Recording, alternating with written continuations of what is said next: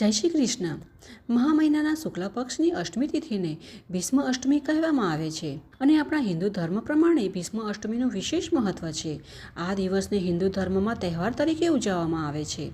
ધાર્મિક માન્યતાઓ અનુસાર ભીષ્મ પિતામહે માઘ માસના શુક્લ પક્ષની અષ્ટમી તિથિએ પોતાનો દેહ છોડ્યો હતો। પિતામહ ભીષ્મને પોતાની ઈચ્છા પ્રમાણે પોતાના પ્રાણ ત્યાગવાનું વરદાન મળ્યું હતું।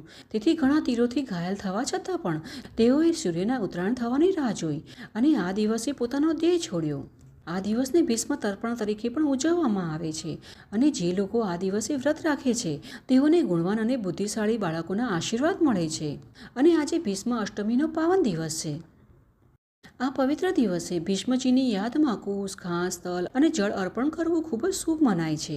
જે લોકો આ દિવસે પોતાના પૂર્વજોને પવિત્રતા અને સાચા ભાવની સાથે તથા તમામ વિધિઓ સાથે તર્પણ કરે છે તેમના પૂર્વજોને મોક્ષ મળે છે અને તેઓ પણ પિતૃદોષથી મુક્ત થાય છે। તો આજના પાવન દિવસે ચાલો જાણીએ કે 150 વર્ષથી વધુ જીવનારા ભીષ્મ પિતામહને કયા કારણથી 58 દિવસ પછી આ દિવસે પોતાનો દેહ છોડ્યો। કહેવાય છે ને કે જીવન પર નીતિઓ અને અનુશાસનનું પાલન કર્યા પછી પણ ક્યારેક એક નાની ભૂલ વ્યક્તિનું જીવન બદલી નાખે છે અને આ એક ભૂલના કારણે જ ભીષ્મ પિતામહને ઘણું સહન કરવું પડ્યું હતું। શરૂઆતમાં તો આપણને આ ભૂલ કે ભૂલોનો અહેસાસ થતો નથી, પરંતુ સમય વીતવા સાથે આપણને ધીરે ધીરે ખ્યાલ આવે છે કે આ ભૂલની આપણા સિવાય પણ ઘણા લોકોના જીવન પર અસર પડે છે। મહાભારતના યુદ્ધમાં ભીષ્મ પિતામહના જીવનને પણ આ દ્રષ્ટિકોણથી જોવામાં આવે છે। ભીષ્મ પિતામહનું નામ દેવવ્રત હતું, પરંતુ તેમણે જીવનભર લગ્ન નહીં કરવાની પ્રતિજ્ઞા લીધી હતી અને આ આકરી પ્રતિજ્ઞાને કારણે જ તેમનું નામ પાછળ જઈને ભીષ્મ પડ્યું। આટલા બધા શિસ્ત, નિયમો અને નીતિઓનું પાલન કર્યા પછી પણ ભીષ્મ પિતામહ 58 દિવસ સુધી બાણોની શૈયા પર સૂતા હતા। આટલી પીડા સહન કર્યા પછી પણ તેમણે પોતાનો દેહ ન છોડ્યો। આવી સ્થિતિમાં ઘણા લોકોના મનમાં એવો પ્રશ્ન ઊભો થાય છે કે ઈચ્છા મૃત્યુનું વરદાન હોવા છતાં ભીષ્મ પિતામહ પોતાનો દેહ કેમ નથી છોડી રહ્યા અને 58 દિવસો સુધી જીવ કેમ દેહ ટકાવી રાખ્યો? તો ચાલો આના વિશે પણ થોડું જાણી લઈએ। હવે પોતાના નાના ભાઈ અને હસ્તિનાપુરના રાજા વિચિત્રવીર્ય સાથે લગ્ન કરવા માટે ભીષ્મ પિતામહે કાશી રાજ્યની 3 પુત્રીઓ અંબા, અંબિકા અને અંબાલિકાનું અપહરણ કરી લીધું, પરંતુ અંબાએ લગ્ન કરવાની ના પાડી, કારણ કે અંબા રાજા સાલ્વને પ્રેમ કરતી હતી અને તેની સાથે જ લગ્ન કરવા માંગતી હતી। અને જ્યારે ભીષ્મ પિતામહને પોતાના ભૂલની અનુભૂતિ થઈ ત્યારે તેમણે અંબાને રાજા સાલ્વ પાસે પૂરા આદર સાથે મોકલી, પરંતુ રાજા સાલ્વે અંબાનો સ્વીકાર ન કર્યો અને તેની સાથે લગ્ન કરવાની પણ ના પાડી દીધી। રાજા સાલ્વએ કહ્યું કે એવી રાજકુમારી સાથે લગ્ન ન કરી શકાય જેનું કોઈ અન્ય સાથે લગ્ન કરવા માટે અપહરણ કરવામાં આવ્યું હોય।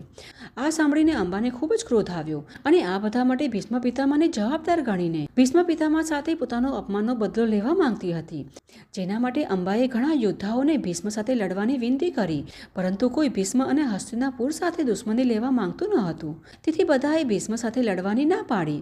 હવે નિરાશ થઈને અંબા ભગવાન પરશુરામ પાસે આવી અને તેમણે ભીષ્મને સજા આપવાનું કહ્યું, પરંતુ ભગવાન પરશુરામે અંબાને ભીષ્મ સાથે લગ્ન કરવાની સલાહ આપી। એટલે અંબા ભીષ્મ પિતામહ પાસે પોતાના લગ્નનો પ્રસ્તાવ લઈને ગઈ, પરંતુ ભીષ્મ પિતામહે લગ્ન ન કરવાની આજીવન પ્રતિજ્ઞા લીધી હતી, એટલે તેમણે તેનો પ્રસ્તાવ ફગાવી દીધો। ત્યાર પછી અંબાએ ભીષ્મ પિતામહના મૃત્યુની કામના કરી અને આખરે અંબાએ ભગવાન શિવનું શરણ લીધું। ભગવાન શિવની તપસ્યા કરીને અંબાએ ભીષ્મ પિતામહનું મૃત્યુ વરદાન માંગ્યું, ત્યારે ભગવાન શિવે કહ્યું કે આ જન્મમાં તો આ શક્ય નથી અને આ માટે તેણે આગામી જન્મ સુધી રાહ જોવી પડશે। આ સાંભળીને અંબા ખૂબ જ પ્રસન્ન થઈ અને પુનઃ જન્મ લઈને ભીષ્મ પિતામહનું મૃત્યુનું કારણ બનવાનું વરદાન માંગ્યું। ત્યાર પછી અંબાએ પોતાનો દેહ ત્યાગી દીધો અને આગલા જન્મમાં અંબાનો જન્મ શિખંડી તરીકે રાજા દ્રુપદના ઘરે થયો।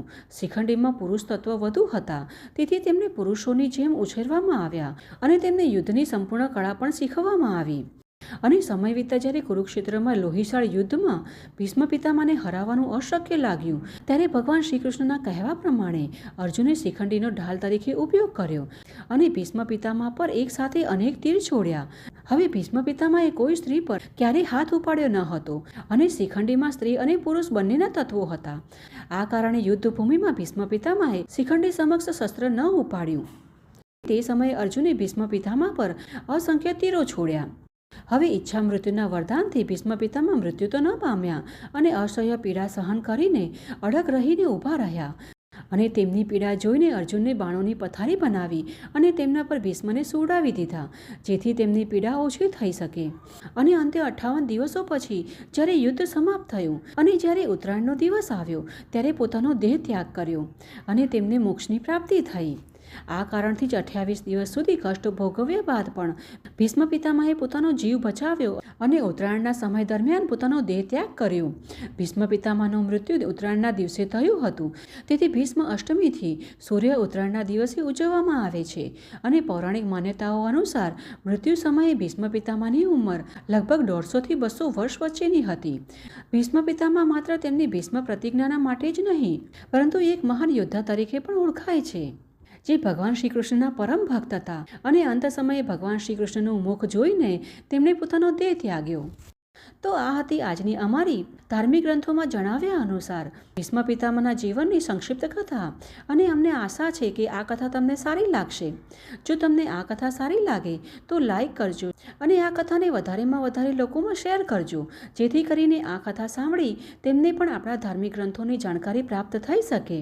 અને આવી જ વૈદિક કથાઓનું શ્રવણ કરવા માટે આ ચેનલને સબસ્ક્રાઈબ પણ કરી લેજો.